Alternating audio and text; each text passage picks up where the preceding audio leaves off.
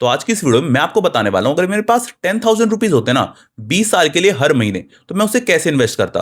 और इसमें क्या है, मैं इंप्लीकेशन बताऊंगा, थीसिस बताऊंगा, ताकि आप क्या है अपना डिसीजन खुद ले पाओ। और आपको कई चीजें नंबर्स के साथ बताऊंगा, इसका प्रूफ बताऊंगा और कई रेशियोज भी डिस्कस करेंगे। अगर आपको वो चीजें पता चल गई ना, तो आप अपना डिसीजन यहाँ पे खुद ले पाओगे। तो वीडियो पूरी देखना, आपको चीजें समझ आएंगी। और एंड वाली स्लाइड में क्या है, मैंने अपना खुद का भी रीजन दिया हुआ है कि मैं कितने पैसे कहाँ इन्वेस्ट करने वाला हूँ। तो अगर आप पे 10,000 रुपये हैं हर महीने 20 साल के लिए, तो उसको कैसे इन्वेस्ट करना है वो आज की वीडियो में सीखेंगे। और अगर मैं आपकी जगह होता तो क्या करता वो भी बताऊंगा। तो यहाँ पे हमने 3 एसेट क्लास लिए हैं, इक्विटी, गोल्ड और रियल इस्टेट। और इक्विटीज़ में यहाँ पे भाई म्यूचुअल फंड और ईटीएफ दोनों हैं। तो डिसाइड कैसे करते हैं भाई स्टॉक क्या भी एक्सपेंसिव है कि नहीं। इसके लिए क्या है, हम निफ्टी 50 की लास्ट 5 to 10 ईयर्स का एवरेज देखते हैं कि उसकी पी कितनी थी, उसको कंपेयर करते हैं आज के मार्केट से। अगर ज़्यादा है तो इसका मतलब एक्सपेंसिव है, कम है तो मतलब अभी थोड़ा सा सस्ता है। तो अगर आप कोविड के बाद एवरेज पी देखोगे तो वो कितना चल रहा है निफ्टी का भाई, 23। और अगर 24 पी से ज़्यादा हो जाता है ना, तो वो क्या थोड़ा सा रिस्की जोन हो जाता है, एक्सपेंसिव हो जाती हैं चीज़ें। पर अभी करंट कितना चल रहा है भाई, 20.6। इसका मतलब रीजनेबली आपके पास ज़्यादा प्रोबेबिलिटी है अगर आप स्टॉक में पैसा इन्वेस्ट करते हो ज़्यादा रिटर्न बनाने की। और ये जो चार्ट है ना यहाँ पे, ये यही चीज़ रिप्रेजेंट कर रहा है। ये जो आपकी ग्रे लाइन है ये क्या है, एवरेज है। और निफ्टी पी हमारी दूसरी लाइन। तो आप देखो ये क्या है, नीचे आ गई। इसका मतलब क्या है, अभी थोड़ी सी सेलिंग हुई है, तो उसकी वजह से क्या है यहाँ पे रिलेटिवली हमें थोड़ी सी कम एक्सपेंसिव पड़ रही हैं चीज़ें। तो अभी क्या है, स्टॉक में इन्वेस्ट करना सही समय है। दूसरी चीज़ क्या है भाई, स्टॉक वर्सेस गोल्ड की। और इसको हम कैसे कंपेयर करते हैं भाई, निफ्टी गोल्ड रेशो से। तो इसका फॉर्मूला अगर किसी को नहीं पता तो इसमें हम क्या करते हैं भाई, निफ्टी का जो 50 इंडेक्स होता है ना, उसको किससे डिवाइड करते हैं भाई, डोमेस्टिक गोल्ड प्राइस पर ग्राम। तो अगर निफ्टी गोल्ड रेशो 4.5 से 5 के बीच में होता है, इसका मतलब क्या होता है भाई, इक्विटी हमारी एक्सपेंसिव है और गोल्ड का है कंपैरेटिवली सस्ता है। तो आप क्या गोल्ड में ज़्यादा पैसा डाल सकते हो और निफ्टी में कम। और लॉन्ग टर्म एवरेज मतलब ओके ओके, बेसलाइन हमारी क्या है भाई, 3। अगर 3 पे चीज़ें हैं तो कोई भी ज़्यादा एक्सपेंसिव नहीं है, आप दोनों में क्या है इक्वल अमाउंट डाल दो। फियर जोन मतलब गोल्ड एक्सपेंसिव हो गया भाई, इक्विटी अभी सस्ती है। वो कब होता है भाई, चीज़ें जब 2 से नीचे चली जाती हैं। और करंट अभी क्या चल रहा है भाई, 1.55। गोल्ड एक्सपेंसिव हो चुका है काफ़ी एज कंपेयर टू निफ्टी। ये भी हमें क्या सिग्नल दे रहा है कि भाई स्टॉक्स क्या है, रिलेटिवली क्या है यहाँ पे चीपर हैं एज कंपेयर टू गोल्ड। और ये सेम ही चीज़ क्या बता रही है हमारी, ये ट्रेंड लाइन भी। ये 3 क्या है हमारा एवरेज हो गया। और ये लाइन जो नीचे गई है ना, ये क्या है निफ्टी गोल्ड रेशो। आप देखो 3 से नीचे मतलब भाई हमारी जो इक्विटी है वो भी चीपर है। तो अब बात कर लेते हैं भाई रियल इस्टेट की। तो इसमें क्या है, मैं आपको सिंपल फ्रेमवर्क दे रहा हूँ, इससे क्या आप अपनी लैंड की वैल्यू या फिर क्या है रेजिडेंशियल प्रॉपर्टी की वैल्यू खुद भी निकाल सकते हो। तो इंडिया में क्या है, मैं रेजिडेंशियल प्रॉपर्टी की बात कर रहा हूँ। उसमें रेंटल यील्ड कितनी है आपकी, 3 to 4% के आसपास। तो अगर आप देखो आपकी प्रॉपर्टी अगर 1 CR की है और उस पर रेंट कितना आ रहा है भाई, 3 लाख का पर ईयर की बात हो रही है यहाँ पे। तो प्रॉपर्टी कितना दे रही है, 3%। तो ये क्या है, सही जोन में है। इसका मतलब प्रॉपर्टी एक्सपेंसिव नहीं है और ना ज़्यादा चीप है। पर समझ लो अगर 1 करोड़ की प्रॉपर्टी है, वो आपको 3 की जगह 5 लाख रेंट दे रही है, इसका मतलब क्या है, ये अच्छी चीज़ है, आपकी रेंटल यील्ड हाई है। तो आप क्या अंदाजा लगा सकते हो इससे कि रियल इस्टेट अभी क्या है, चीपर है। पर वहीं अगर आप 1 CR लगा रहे हो और आपको 3 लाख भी नहीं मिल रहा भाई, 2 लाख मिल रहा है, इसका मतलब चीज़ें एक्सपेंसिव हैं अभी। अभी आप क्या थोड़ा सा अवॉइड कर सकते हो चीज़ों को। और ये सेम चीज़ आप कहाँ पे अप्लाई कर सकते हो भाई, रीट में भी। क्योंकि अगर आप पे इतना अमाउंट नहीं है इन्वेस्ट करने के लिए, तो आप रीट में इन्वेस्ट कर दो।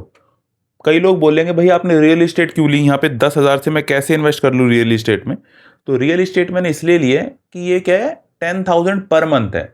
तो कई लोगों के पास 20,000 होगा, 30,000 होगा।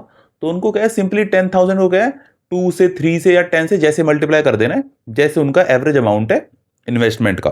तो समझ लो किसी का यहाँ पे क्या है, 1 लाख है, तो 1 लाख का तो आप समझ लो ईएमआई दोगे ना आप 20 ईयर्स की। क्योंकि यहाँ पे क्या है, 10,000 पर मंथ की बात हुई थी, और ये क्या इन्वेस्ट कर रहे हैं, 1 लाख पर मंथ। तो इसमें क्या है, आप अपनी ईएमआई माइनस कर दो रेजिडेंशियल प्रॉपर्टी की। समझ रहे हो। और अगर किसी के पास पैसा नहीं है तो वो रीट में कर सकता है भाई। रीट में क्या स्टॉक जैसे इन्वेस्टमेंट होती है। एक दूसरी बहुत अच्छी रेशो भी है, प्रॉपर्टी पी रेशो। जैसे किसी स्टॉक का पी होता है वैसे क्या है प्रॉपर्टी का भी पी होता है। इसका फॉर्मूला क्या है भाई, property price divide by annual rent. तो अगर ये रेशियो 20 से नीचे, इसका मतलब क्या है, हिस्टोरिकली अगर आप कंपेयर करो तो प्रॉपर्टी सस्ती है। 20 से 25 ये एवरेज ही चल रही है, ना ज़्यादा एक्सपेंसिव है ना ज़्यादा चीप। पर वहीं 30 से ज़्यादा हो जाती है, इसका मतलब क्या है, चीज़ें भी एक्सपेंसिव हैं। अभी आपको कोई भी प्रॉपर्टी नहीं लेनी चाहिए। और अगर आप इन्वेस्टमेंट की भी सोच, या फिर क्या आप अपने खुद का रहने का घर सोच रहे थे, तो अभी क्या है, रेंट चीपर है, आप रेंट कर सकते हो। Good evening, everyone. I am Krish Pamar, an MBA professional with ACC and CFA credentials. On this channel, we simplify finance, investing, and businesses to help you take better decisions in your financial journey. Make sure you like and subscribe. तो conclusion क्या निकला इन चीजों का कि Nifty क्या है अभी cheap चल रहा है एज कंपेयर टू अदर चीजें। गोल्ड भाई थोड़ा सा एक्सपेंसिव है, पर अभी भी क्या है रिलेटिवली सही चल रही चीजें, क्योंकि यहाँ पे आरबीआई जो अदर सेंट्रल बैंक है ना, वो अभी क्या है बुलिश है, गोल्ड पे खरीद रहे हैं। तो ये क्या अभी भी आप खरीद सकते हो, पर क्या थोड़ा सा रिस्क ज्यादा है, एक्सपेंसिव जोन में है। रेंटल यील्ड तो भाई आपको कंपेयर ही करनी होगी, 3 to 4% के अगर आसपास है तो आप अपनी सिटी के हिसाब से या फिर रीट के हिसाब से इंडिविजुअली देख सकते हो। इन जनरल अगर बात करें तो अभी क्या है प्रॉपर्टी एक्सपेंसिव ही चल रही है, क्योंकि रियल एस्टेट का क्या है साइकिल होता है।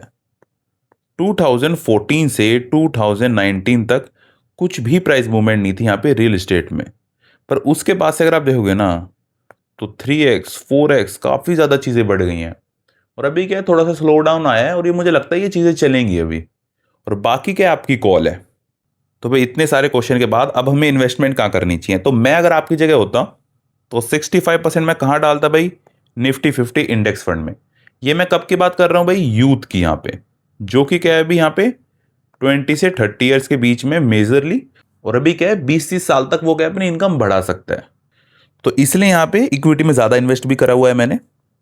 और इंडेक्स फंड में ही क्यों, इंडेक्स फंड में फर्स्टली तो आपकी क्या कॉस्ट बहुत कम लगती है as compare to active fund. इसके ऊपर ही मैंने वीडियो बनाई हुई है, आप जाके देख सकते हैं। और आप इतना ज़्यादा टाइम नहीं दे सकते, इंडिविजुअली स्टॉक को ट्रैक नहीं कर सकते, तो क्या आप सिंपली इंडेक्स फंड में इन्वेस्ट करो, आपको अच्छा रिटर्न मिल जाएगा। भाई सोवरिन गोल्ड बॉन्ड और गोल्ड ईटीएफ में कितना इन्वेस्ट करें भाई, 25%। इसका रीजन क्या है कि गोल्ड चलो भी एक्सपेंसिव है, पर गोल्ड क्या आपको एक हेज की तरह भी प्रोटेक्शन देता है, और 20 ईयर्स का एक लॉन्ग टाइम होराइजन है। ऐसा तो नहीं है कि गोल्ड हमेशा ही गंदा करेगा और इक्विटी हमेशा ही अच्छा करेगी। ये क्या है कलेक्टिवली कभी कोई ऊपर जाएगा कभी कोई नीचे, तो आपको क्या दोनों में थोड़ा थोड़ा इन्वेस्ट करना है। और 10% आप कहाँ कर सकते हो भाई, डेट में या फिर लिक्विड फॉर्म में रख सकते हो, आर्बिट्राज फंड में कर सकते हो, जहाँ पे क्या आपको इजीली 6 to 7% का रिटर्न मिल सकता है। यहाँ पे लोग पूछेंगे भाई रियल एस्टेट में क्यों नहीं करा तुमने, रीट में क्यों नहीं करा, डाइवर्सिफिकेशन नहीं करी, वो नहीं करी। भाई ये मैंने अपना व्यू बताया है, अगर आप चाहते हो रीट में इन्वेस्ट करना तो आप कर सकते हो, पर मुझे क्या अभी रीजनेबल नहीं लगता है, क्योंकि प्रॉपर्टी की वैल्यूएशन काफ़ी ज़्यादा हाई हो चुकी है। और अगर आप प्रॉपर्टी लेने भी जाओगे ना, तो आप समझ लो अभी आप ओवर पे ही कर रहे हो, क्योंकि अभी साइकिल ही सबसे ऊपर है, टॉप पे। अगर आपको लेना था ना तो 4-5 साल पहले लेना था, कोविड में लेना था, तो आपकी वेल्थ आज 4 to 5x होती, पर आज लेने का मतलब नहीं है मेरे हिसाब से। तो ये लाइन मैंने नेट से ली है, लाइन मुझे अच्छी लगी। The biggest edge in investing is asking the right question. Most of the investor क्या सोचते हैं भाई, स्पेसिफिक परसेंटेज क्या यहाँ पे स्टॉक में देना है, गोल्ड में देना है और रियल एस्टेट में। पर स्मार्ट इन्वेस्टर क्या सोचते हैं भाई, जो चीज़ जब चीप होगी ना उसमें ज़्यादा इन्वेस्ट करेंगे। अगर इक्विटी चीप है तो इक्विटी में क्या अपना शेयर बढ़ा देंगे, ताकि हमारा क्या है रिटर्न ईजिली 3 to 4% बड़ा हो जाए। और आप ये देखो 3 to 4% अभी तो आपको छोटा लग रहा होगा, पर अगर आप 20 साल पे जाओगे ना, आपने सुना होगा पावर ऑफ कंपाउंडिंग, ये आराम से भाई 20-30 लाख से भी ऊपर हो सकता है। तो आज की वीडियो में बस इतना ही। At the last I would like to say that we are not a SEBI registered advisor. Please do your own due diligence before investing in stocks.